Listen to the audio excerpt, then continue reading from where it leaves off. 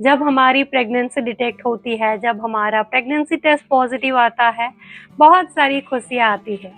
लेकिन इसी के साथ कुछ चिंताएँ, कुछ डर, कुछ कन्फ्यूज़न भी ज़रूर से होता है।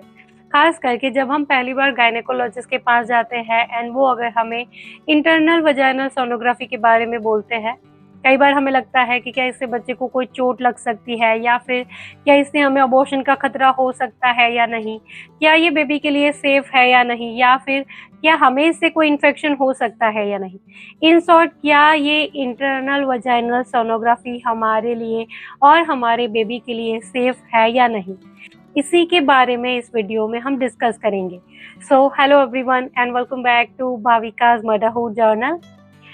सबसे पहले तो बिल्कुल ज़रूरी नहीं है कि प्रेगनेंसी में पहली सोनोग्राफी इंटरनल वजाइनल सोनोग्राफी ही हो। ये कंप्लीटली डिपेंड करता है आपके डॉक्टर के प्रेफ़रेंस के ऊपर, क्योंकि कई बार क्या होता है कि अर्ली प्रेगनेंसी में जब आपकी प्रेगनेंसी का 5th, 6th या 7 वीक होता है, उस दौरान अगर पेट के ऊपर से सोनोग्राफी की जाती है तो क्लियर विज़न नहीं मिलता है। तो इसीलिए ज़्यादातर doctor internal vaginal sonography prefer करते हैं। इंटरनल वजाइनल सोनोग्राफी से क्लियर पिक्चर मिलता है। इससे डॉक्टर को ये पता चलता है कि बेबी आपके गर्भाशय के अंदर है या नहीं, बेबी की धड़कन आ गई है या नहीं, बेबी सिंगल है या ट्विन्स है या ट्रिपलेट्स है या फिर बच्चेदानी के अंदर कोई गांठ तो नहीं है। तो इसीलिए इंटरनल वजाइनल सोनोग्राफी की जाती है। अब आते हैं हमारे मेन सवालों के ऊपर। क्या ये बच्चे के लिए सेफ है? जी बिल्कुल, क्योंकि इसमें कोई भी रेडिएशन नहीं होता है, तो ये कंप्लीटली बेबी के लिए सेफ है। इससे बच्चे को कोई नुकसान नहीं होता है। क्या इससे बच्चे को कोई चोट लग सकती है? जी, बिल्कुल भी नहीं, क्योंकि ये जो प्रोब है, जो टीवीएस प्रोब है, ये आपके सिर्फ़ वजाइनल कैनल के अंदर ही एंटर किया जाता है, इससे आगे ये नहीं जाता है। तो इसके ऊपर सर्विक्स होता है, उसके ऊपर बच्चेदानी के अंदर बेबी होता है, तो ये बेबी के डायरेक्ट कॉन्टैक्ट में नहीं आता है, तो इससे बच्चे को कोई चोट लगने का खतरा नहीं होता है। क्या इससे अबॉर्शन होने का खतरा हो सकता है? बिल्कुल भी नहीं। इससे अबॉर्शन होने का भी कोई खतरा नहीं है। एंड कई बार हमें ये भी लगता है कि ये जो प्रोब है, जो टीवीएस प्रोब है, ये एक ही प्रोब सारे पेशेंट के ऊपर यूज़ किया जाता है, तो ये तो गंदा हो चुका है, इससे तो हमें कोई इन्फेक्शन हो सकता है।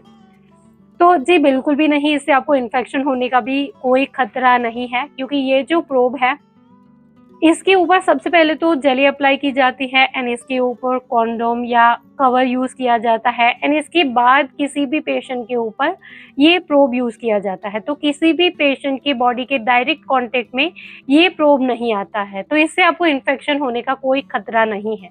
एंड सोनोग्राफी होने के बाद भी जो कॉन्डोम या कवर इसके ऊपर यूज़ किया गया था, उसको डिस्कार्ड किया जाता है। इसके बाद भी जो उसके ऊपर जेली वगैरह होती है, उसको भी स्पिरिट से या किसी क्लीनिंग सॉल्यूशन से अच्छे से साफ किया जाता है।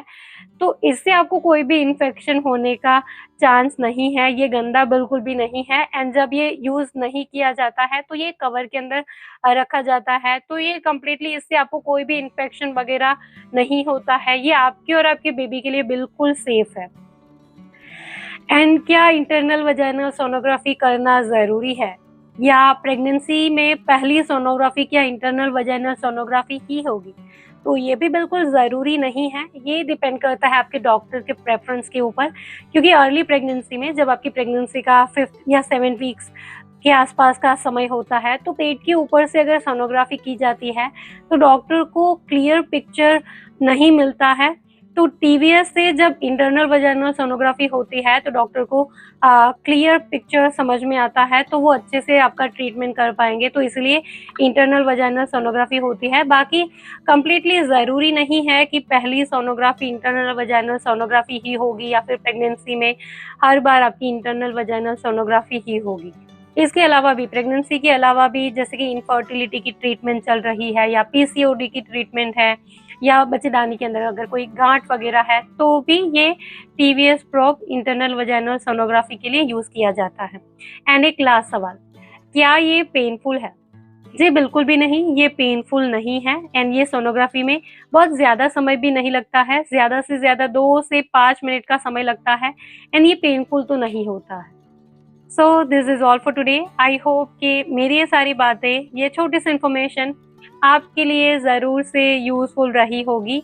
अगर मेरे इस वीडियो से आपकी कोई भी मदद हुई है, वीडियो अगर आपके लिए यूज़फुल था, तो इस वीडियो को लाइक और शेयर ज़रूर करिएगा। चैनल पर नए हो तो सब्सक्राइब कर लीजिए ऐसे ही और वीडियोज़ के लिए। इसके अलावा और कुछ अगर आप मुझसे पूछना चाहते हो, कुछ बताना चाहते हो, तो आप मुझे नीचे कमेंट बॉक्स में ज़रूर से लिख सकते हो। Thank you for watching this video. Bye bye.